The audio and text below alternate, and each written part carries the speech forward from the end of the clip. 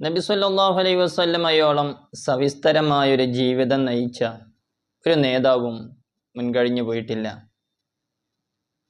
നബി സല്ലല്ലാഹു അലൈഹി വസല്ലമ തങ്ങളുടെ ജീവിതത്തെ പകർത്തിയെടുത്ത് രേഖപ്പെടുത്തിയതുപോലെ ഒരു നേതാവിൻ്റെയും ജീവിതം രേഖപ്പെടുത്തപ്പെട്ടിട്ടുമില്ല.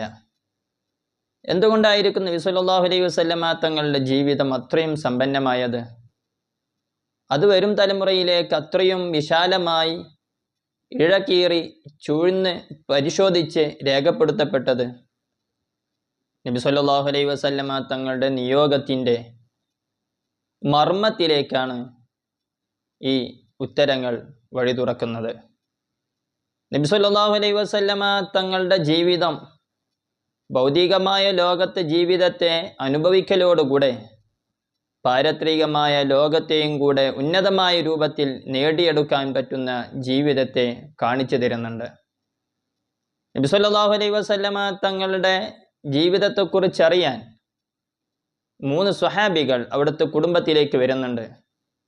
നബി തങ്ങളില്ലാത്ത സമയമാണ്. വീട്ടുകാരോട് നബി തങ്ങളുടെ ജീവിതത്തെക്കുറിച്ച് അറിഞ്ഞു.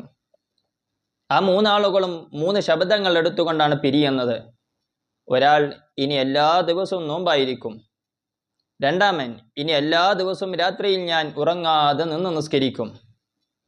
മൂന്നാമൻ ഇനി ഞാൻ ഭാര്യയുമായിട്ടൊരു ബന്ധവുമില്ല എന്ന തീരുമാനമാണ് എടുക്കുന്നത്. നബി സല്ലല്ലാഹു അലൈഹി വസല്ലമ തങ്ങൾ തിരിച്ചു വന്നു, വിഷയം അറിഞ്ഞു. ആ 3 ആളുകളെയും മടക്കി വിളിച്ചു.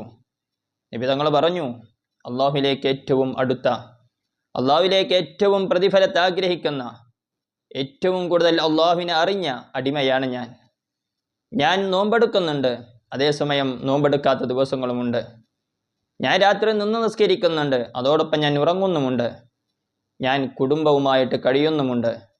അതുകൊണ്ട് നിങ്ങളുടെ ശബ്ദങ്ങൾ ശരിയല്ല എന്ന് തിരുത്തി കൊടുക്കുന്നുണ്ട് നബി സല്ലല്ലാഹു അലൈഹി വസല്ലം.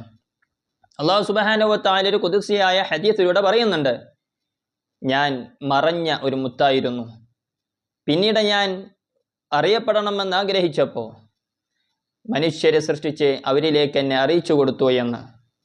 അള്ളാഹുവിൻ്റെ സൃഷ്ടിജാലങ്ങളിൽ ഏറ്റവും ആദ്യമായി സൃഷ്ടിക്കപ്പെടുന്നത് നൂറ് മുഹമ്മദ് സല്ലല്ലാഹു അലൈഹി വസല്ലമയെയാണ്. നബി സല്ലല്ലാഹു അലൈഹി വസല്ലമയുടെ ഒളിയെ, അവിടുത്തെ പ്രകാശത്തെ. ഇൻസാനുൽ കാമിലാണ് നബി തങ്ങൾ, പരിപൂർണനായ മനുഷ്യൻ, എല്ലാ പൂർണ്ണതകളും മേളിച്ച നബി സല്ലല്ലാഹു അലൈഹി വസല്ലം. അവിടുത്തെ ജീവിതം അത് നമുക്ക് പിന്തുടരാനുള്ളതാണ്.